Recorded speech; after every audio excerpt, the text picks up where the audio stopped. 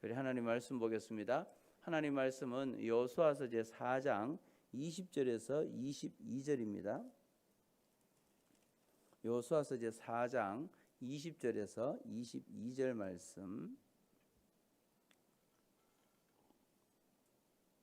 여러분 다 찾으셨으면 여호수아서 4장 20절에서 22절입니다. 우리 함께 봉독하도록 하겠습니다. 여호수아가 요단에서 가져온 그 12돌을 길갈에 세우고 이스라엘 자손들에게 말하여 이르되 후일에 너희의 자손들이 그들의 아버지에게 묻기를 이 돌들은 무슨 뜻이니까 하거든 너희는 너희의 자손들에게 알게 하여 이르기를 이스라엘이 마른 땅을 밟고 이 요단을 건넜습니다. 아멘. 이 시간은 영적 유산 준비 그런 제목을 가지고 함께 은혜 나누기를 원합니다.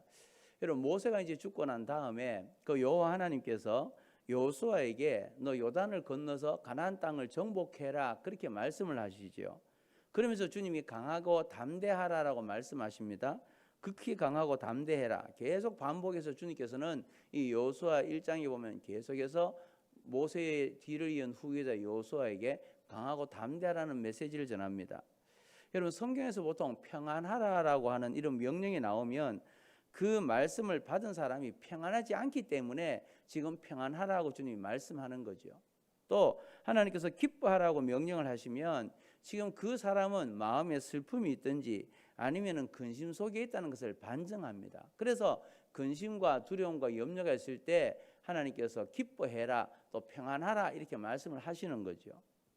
자, 그러니까 하나님께서 지금 여호수아에게 강하고 담대하라라고 하는 이 말씀을 하신 것은 그만큼 여호수아가 지금 그 마음이 연약하고 위축되어 있다라는 것을 말씀하고 있습니다. 여러분 그도 그럴 것이 여호수아는 평생 지도자였던 이 모세의 지도와 명령을 받았을 뿐이죠.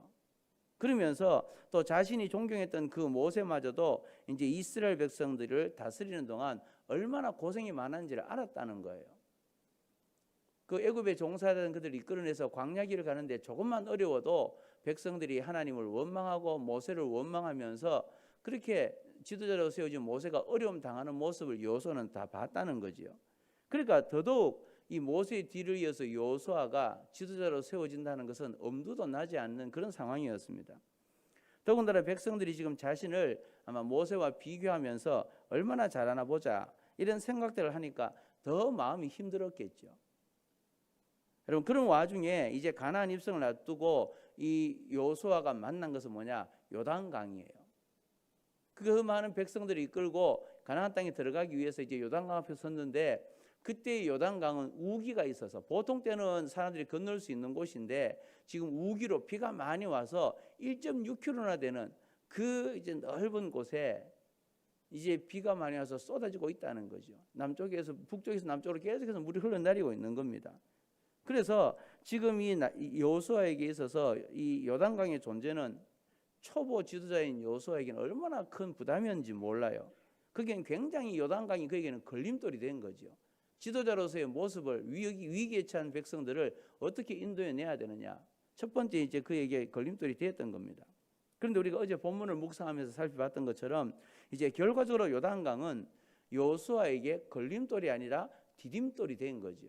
하나님의 말씀에 순종해서 언약궤를 맨 제사장들의 발을 디디라 그랬을 때 언약궤를 맨 제사장들이 발을 요단강에 그 흐르는 범람하고 있는 그 물에 발을 탁 디뎠을 때에 북쪽으로부터 시작해서 물이 끊어져서 쌓였고 또 이제 사해 쪽에도 물이 끊어져서 마른 땅같이 건넜다라고 말씀드렸습니다.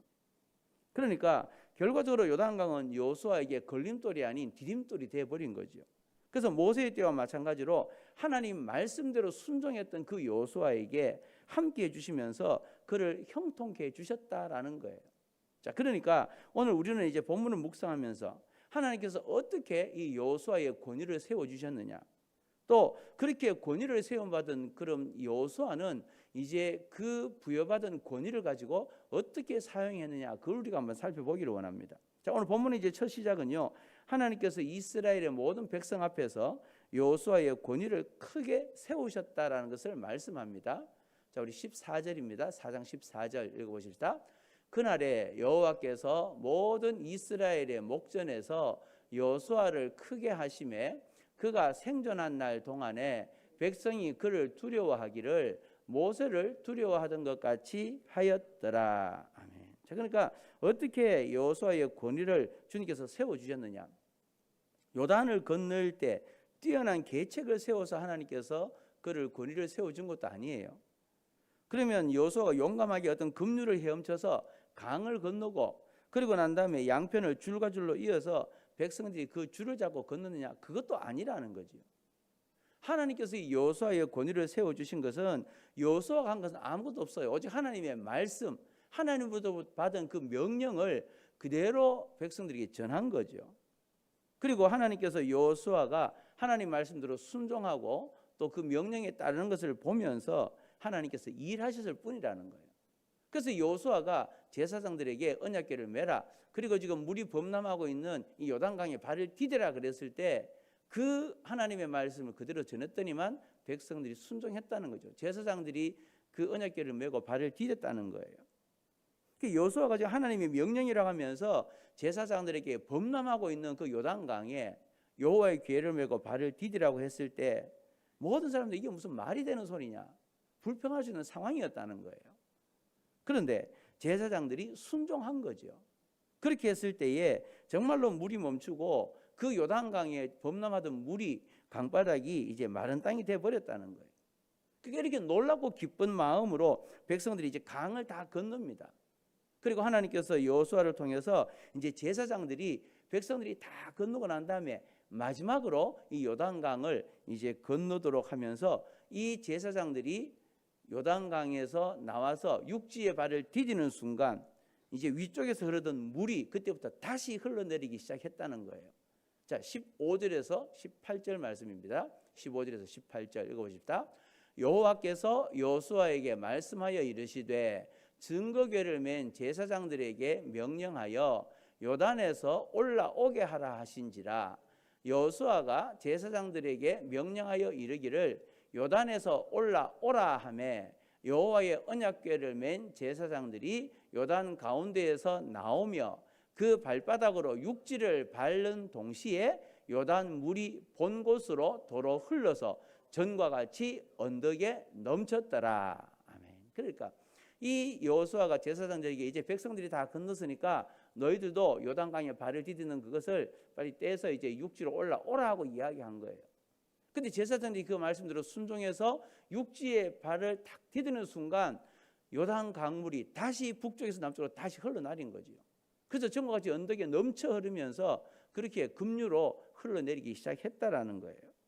그러니까 이스라엘 백성들이 이제 강을 건너는데 얼마나 많은 시간이 소요됐겠습니까? 장정만 60만 그랬으니까 이 여자와 더불어서 모든 아이들 노인들까지 합치면 한 200만이 넘었겠죠. 그 많은 사람들이 이제 요단을 다 건너도록 제사장들이 언약궤를 메고 그렇게 발바닥에 물에 발을 밟고 있었다는 거죠. 그래서 이제 그들이 이제 백성들이 다 건너고 난 다음에 제사장들이 강을 건너면서 모든 쏟아졌던 물들이 다시 내려온 거예요. 그 쌓였던 물들이 내려오고 엄청난 굉음과 물보라와 함께 그렇게 이제 폭포수와 같은 압도적인 모습을 봤다라는 거죠. 백성들이 나중에 뒤돌아보니까 야, 우리가 이 요단강을 어떻게 건넜을까? 그런 생각을 하게 될 거예요. 그 백성들은 그 모습을 보면서 야, 하나님이 전능하시구나. 하나님이 우리를 도우셨구나. 그걸 이제 깨닫게 된 거죠. 그러면서 그 하나님의 대언자로 자신들 앞에 서 있는 여호수아가 너무나 위대해 보였다는 거예요. 와, 모세의 뒤를 이어서 여호수아도 이렇게 우리를 인도하는구나. 하나님의 전능하심으로 그렇게 하나님이 도우시는 것을 우리로 보게 하는구나. 그래서 오늘 본문은 그들이 여호수아를 두려워하기를 모세를 두려워하던 것 같이 대했다. 그렇게 지금 기록하고 있는 거예요. 자, 여러분, 여호수아는 이제 모세와는 다른 배경, 다른 달란트를 가진 사람이죠. 모세는 그래도 애굽의 나라에 40년 동안이나 그 왕자로 있었습니다. 그래서 애굽의 학문도 배웠고 왕자 수업을 받았죠. 그래서 강력한 이제 탁월한 지적 능력과 또 이제 리더십을 가지고 그렇게 백성을 인도해 왔다는 거예요. 그런데 40년간 하나님과 친구같이 대화하면서 그렇게 하나님과 직접 교제했던 사람이 바로 이 모세예요.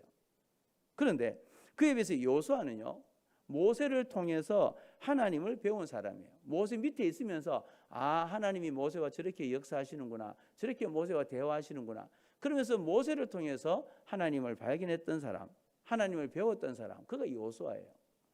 그리고 그는 모세의 명령에 따라서 그냥 충실히 섬기면서 전쟁에 나와서 싸웠던 용사에 불과하다는 거예요. 그런데 이제 모세에게 지도자의 자리를 물려받은 여호수아가 내가 감히 모세와 같이 될 수 있을까? 나는 그럴 수 없을 거야 라고 그렇게 지금 이제 고민이 많았을 거라는 거죠. 그런데 하나님께서 그런 여호수아에게 요단강을 건너게 하시면서 그의 권위를 세워주신 거죠.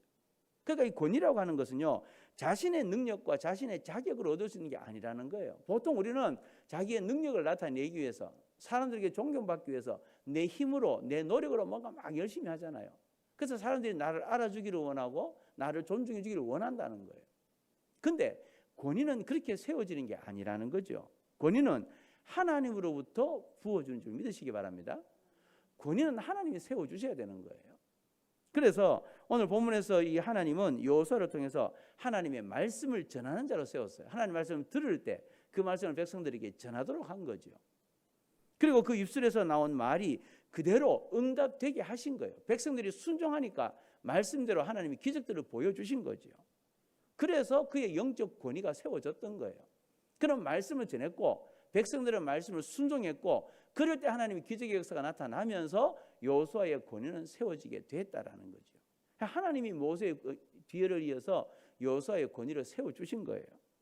이것이 바로 하나님께서 사용하시는 이런 종을 세우는 방법이죠. 하나님께서 어떻게 지도자를 세우시는가 하는 중요한 방법을 우리에게 보여주고 있는 겁니다. 그래서 이제 하나님의 은혜로 이제 권위 있는 지도자로 세움 받은 이 모세는, 이제 여호수아는 모든 사람들에게 경외와 존경심을 한 몸에 받아 누리는 그런 사람이 된 거예요. 자, 그런데 이 상황에서 그럼 여호수아는 이제 백성들이 나를 이제는 인정해 주는구나, 이제 나를 진짜 하나님께서 권위자로 세워주시니까 사람들이 나를 존경하는구나, 그래서 기뻐할 수 있는데, 그러나 여호수아는 그렇지 않았다는 거죠. 오늘 본문에 보면 여호수아는 지금 이스라엘의 역사에서 굉장히 중요한 순간을 맞이한 거예요. 이스라엘의 권위자로 내가 뭘 감당해야 될 거냐, 내가 어떻게 이 중요한 직임을 감당해야 될 거냐, 그걸 깨달았다는 거죠. 그래서 이 요단강의 기적을 그냥 놓아둘 수 없었다는 거예요. 자, 어떻게 했느냐? 4장 20절입니다. 20절 읽어보십시다. 여호수아가 요단에서 가져온 그 12돌을 길갈에 세우고, 자, 그러니까 강을 건넌 이스라엘 백성들에게 여호수아가 내린 첫 명령이 뭐냐? 요단강을 건너고 난 다음에 이제 백성들에게 명령했어요. 너희들이 요단강 여호와의 궤에 있던 자리에서 돌을 하나씩 가져왔지. 그러니까 이 제사장들이 언약궤를 메고 발을 디뎠을 때 물이 멈춘 그곳에 너희들이 돌을 하나씩 가져와서 너희들이 앞으로 머물 진영에다가 하나씩 가져오라 그랬고, 또 제사장들이 밟고 있는 그곳에 돌을 12개 세워서 비석을 세우라 그랬죠. 그런데 이제 여호수아가 명령하기를 뭐라고 하느냐? 너희들이 진영에 가지고 왔던 이 돌들을 이제는 다 가지고 오라는 거예요. 그러면서 이 12돌을 길갈에 세우라고 이야기합니다. 너희들이 진영에 가지고 왔던 그 돌들을 다시 길갈로 가지고 오라는 거죠. 그러면서 다음 세대의 이스라엘 자손들이 길갈에 세워져 있는 이 돌들을 볼 때 이게 뭡니까? 라고 물으면 조상들이 홍해도 건너게 하셨던 하나님께서 지금 여호수아를 통해서 요단강도 건너게 하셨다. 요단강의 기적으로 우리가 이 지금 가나안 땅에 들어와 살게 되었다. 이거를 하나님의 전능하심을 기억하면서 기념하도록 하기 위해서 자신의 권위를 세우신 하나님의 은혜를 기념하기 위해서 길갈에다가 기념비를 세운 거예요. 자, 21절에서 24절입니다. 21절에서 24절 읽어보십시다. 이스라엘 자손들에게 말하여 이르되 후일에 너희의 자손들이 그들의 아버지에게 묻기를 이 돌들은 무슨 뜻이니까 하거든 너희는 너희의 자손들에게 알게 하여 이르기를 이스라엘이 마른 땅을 밟고 이 요단을 건넜습니다. 너희의 하나님 여호와께서 요단 물을 너희 앞에서 마르게 하사 너희를 건너게 하신 것이 너희의 하나님 여호와께서 우리 앞에 홍해를 말리시고 우리를 건너게 하신과 같았나니 이는 땅의 모든 백성에게 여호와의 손이 강하신 것을 알게 하며 너희가 너희의 하나님 여호와를 항상 경외하게 하려 하심이라 하라. 아멘. 그러니까 지금 이 여호수아는 이 요단강을 건너고 난 다음에 이 하나님이 놀라운 기적을 그냥 두지 않았다는 거예요. 다음 세대들에게 좋은 교훈을 보여야 되겠다. 그래서 길갈에다가 돌로 비석을 세우게 만들고 기념비를 세워서 후손들이 물을 때마다 하나님이 우리를 요단강을 마라탕같이 건너게 하셨다. 그걸 강조하면서 하나님을 항상 경외하도록 만들기 위해서 다음 세대들을 교육시킨 거예요. 그러니까 이 광야 1세대는 이 여호수아가 어떻게 광야에서 다 죽었는지를 봤거든요. 그러니까 이 여리고성을 가나안 땅을 정탐하고 난 다음에 그 백성들이 애굽에서 나왔던 그 광야 길을 가던 1세대들이 뭐라고 했습니까? 10명의 정탐꾼이 우리가 이 가나안 땅은 너무나 좋은 땅인데 못 들어갑니다. 그들은 너무나 장대하고 우리는 그 앞에 메뚜기 같고 그들의 그 성은 견고하고 우리가 도저히 안 됩니다. 못 들어갑니다. 얘기했죠.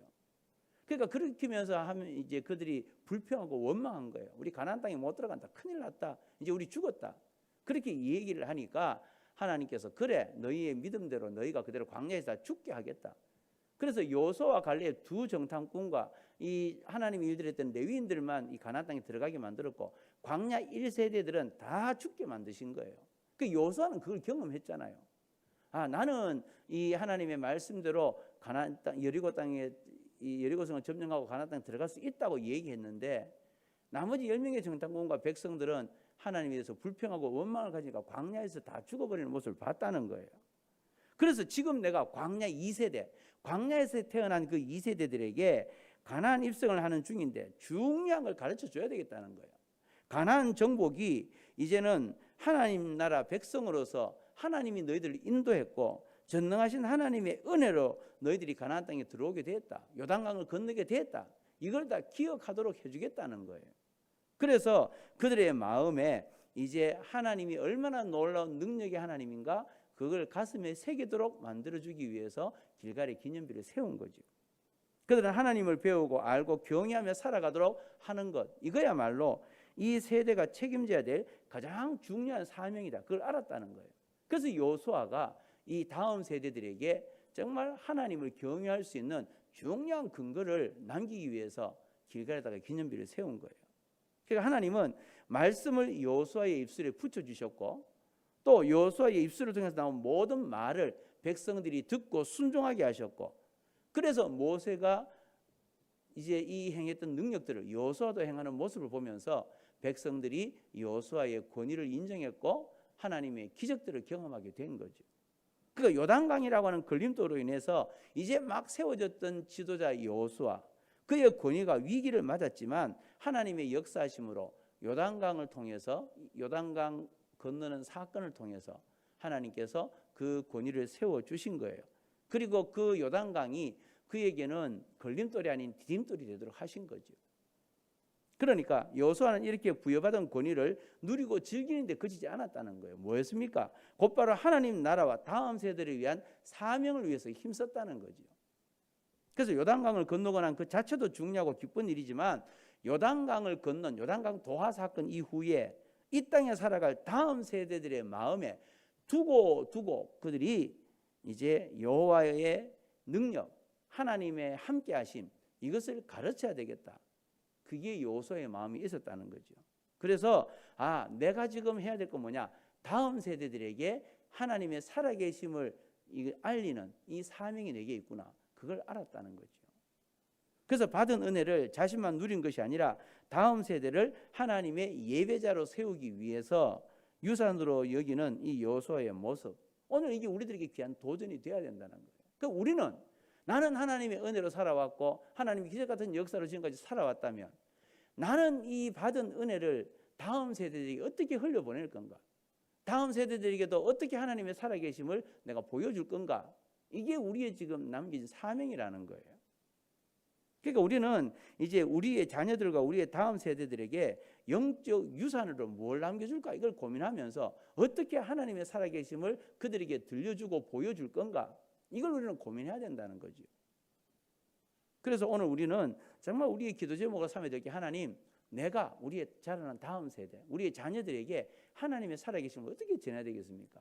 그래서 그들이 하나님을 두려워할 줄 알고 하나님 잘 섬겨야 되겠는데 어떻게 해야 되겠습니까? 이게 오늘 우리 기도의 제목이 되었으면 좋겠습니다.